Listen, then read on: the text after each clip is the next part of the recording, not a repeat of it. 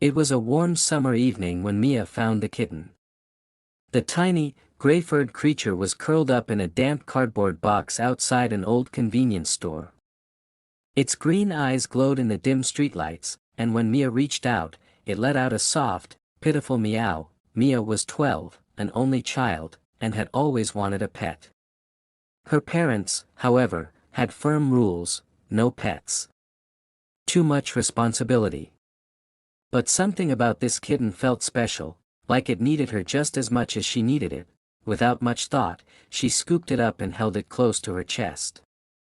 "You're coming home with me," she whispered. The kitten shivered against her, and Mia realized how thin it was. "Don't worry," she said. "I'll take care of you." But before heading home, she made a quick stop. The old ice cream cart stood just outside the store, its rusty wheels creaking as the vendor, a hunched, wrinkled man, dished out scoops to a waiting customer. "One chocolate cone, please," Mia said, balancing the kitten in her arms. The vendor gave her a strange look before scooping a lump of melted chocolate ice cream into a stale cone. The brown sludge dripped slightly as he handed it to her. Mia frowned. The ice cream smelled off, but it was cheap, and she had already paid. She decided she wouldn't eat much of it. She turned to her new kitten. "Do you want some?" she asked playfully. She dabbed a little ice cream onto her finger and let the kitten sniff it. To her surprise, the kitten licked it eagerly, purring as it tasted the treat. Mia giggled. "Guess you like it." She had no idea that moment would change everything. That night, Mia snuck the kitten into her bedroom. She lined a small shoebox with an old towel and placed the kitten inside. "I'll name you Momo," she decided, watching the kitten curl up and purr. As she lay in bed, something felt off. Momo's purring had changed, becoming lower, almost insect-like, with a faint clicking sound mixed in. Mia frowned, sitting up to look into the box.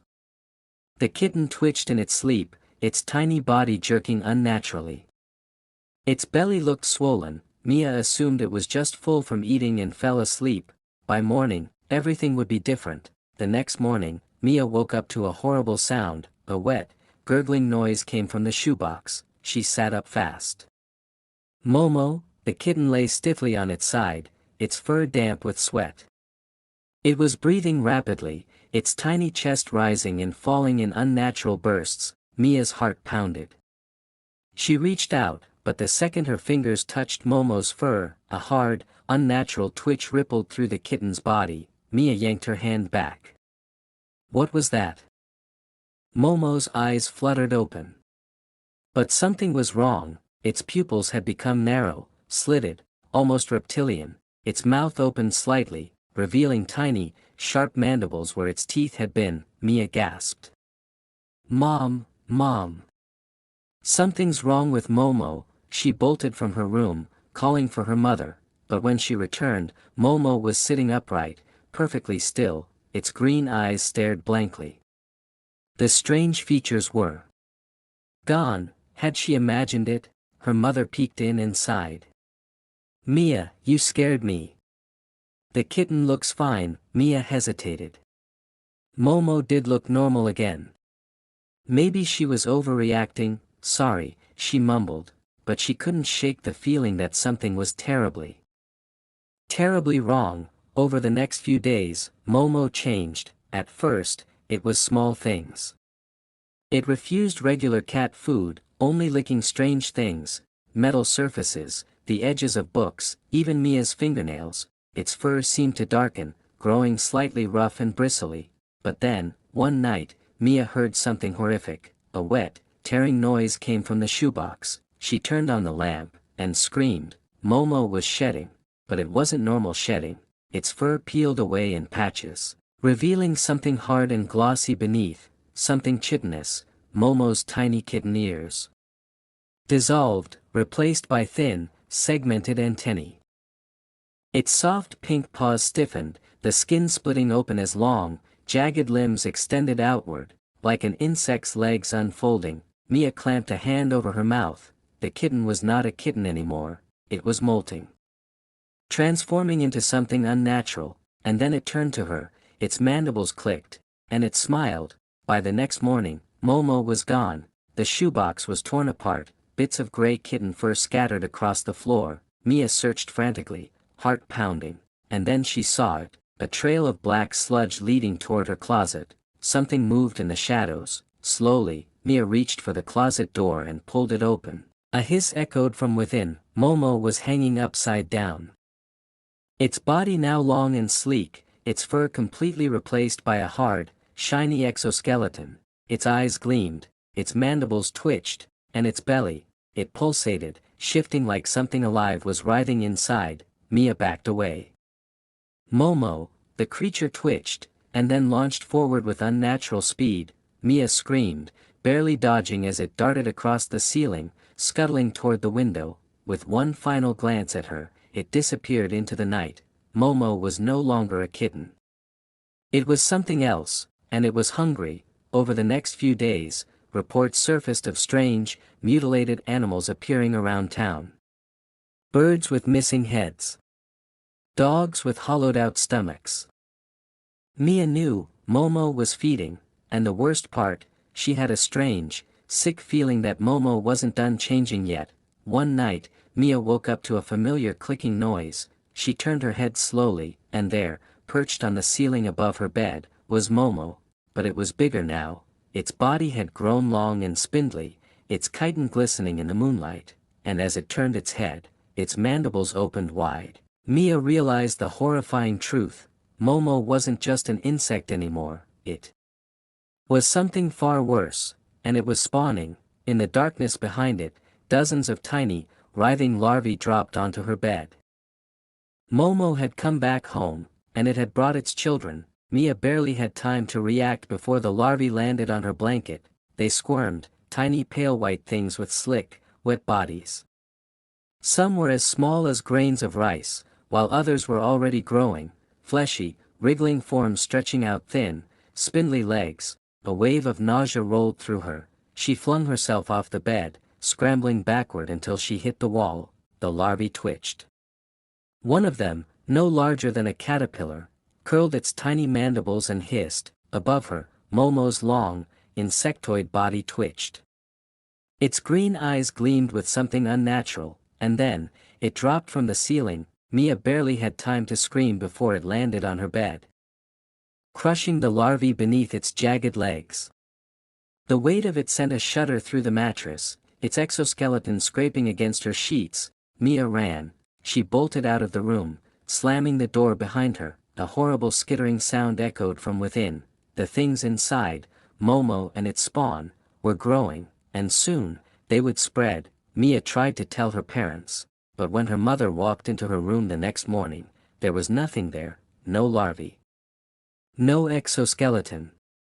No slime, just a neatly made bed and an empty shoebox. Mia stared, wide-eyed. No, no, no, Mom, you don't understand. Momo changed. It wasn't a kitten anymore. It had legs, it had mandibles. Her mother gave her a long, exhausted look. Mia, honey, I think you had a nightmare. No. It was real. Her father folded his arms. Enough, Mia. We told you, we don't allow pets. The kitten probably ran away. Mia's stomach twisted. How could they not see? She turned back to her room. It looked completely normal, too normal, as if something had cleaned up the mess overnight. Her skin crawled. Momo was hiding, and it was getting smarter. That night, Mia stayed awake. She lay stiffly in bed, ears straining for any sound, and then, scrape. Scrape. Scrape. A faint, wet noise, coming from inside her closet. Her breath hitched. Slowly, she reached for her flashlight. She clicked it on, and aimed the beam at the closet door. The scraping stopped. The silence stretched, long and suffocating. Mia swallowed. Then, slowly, she stepped toward the closet. Her fingers trembled as she reached for the handle. She yanked the door open, and screamed. The closet was covered in thick, black webbing, like a nest made of hardened mucus and filth. Inside, dozens of egg sacs pulsed, fleshy and swollen. their contents writhing beneath thin, translucent skin, and in the center, Momo, but it wasn't Momo anymore, it had grown, its legs were long, jagged, and spindly. Its mandibles had widened, stretching over a mouth filled with rows of tiny, wriggling tendrils, and worst of all, it recognized her. Momo's eyes gleamed, it hissed, and the eggs burst open, tiny, writhing larvae spilled out in waves, skittering toward her like a living flood. Mia slammed the closet door shut, she could hear them inside, crawling, scratching, multiplying. She ran. Mia didn't know where to go, no one believed her, her parents thought she was making things up, but she knew the truth.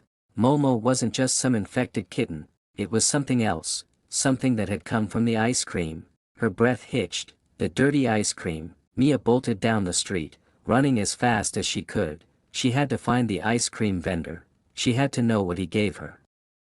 The old man's cart was exactly where it had been before. The vendor sat hunched over, his wrinkled fingers wrapped around a melting cone. Mia ran up to him, panting. "Mister, where did you get that ice cream?" The vendor lifted his head slowly, his sunken eyes locked onto hers. And then he smiled, a thin, knowing smile. "You saw it, didn't you?" Mia's blood ran cold. The vendor chuckled, voice raspy. "It's not just ice cream, little girl." He tapped the side of the cart. "It's them. Tiny, invisible. Waiting for the right host." Mia's stomach churned. "You mean," the vendor leaned in. "It doesn't just turn them, you know. It spreads." The kitten was just the first. Mia took a step back, her pulse racing. "How do I stop it?" The vendor's smile widened. "Oh, my dear." His lips peeled back, revealing rows of tiny, wriggling tendrils. "You don't." Mia stumbled backward, bile rising in her throat. The vendor wasn't human anymore, his skin split open, revealing something dark and wet beneath. The ice cream cart shook, and something moved inside it. Mia turned, and ran. She sprinted home, heart hammering, but as she turned onto her street, she froze. The infestation had already begun. Dark webbing spread across the sidewalks, pulsing with living things. Egg sacs clung to lamp posts, their surfaces bulging as things stirred inside. And the people were changing. She saw her neighbor, Mrs. Holloway, standing on her porch, her mouth hanging open unnaturally wide, tiny legs twitching inside. Mia's breath hitched. She wasn't fast enough, it was already too late. Momo wasn't the only one anymore, the whole town was turning, and soon, the world would, too.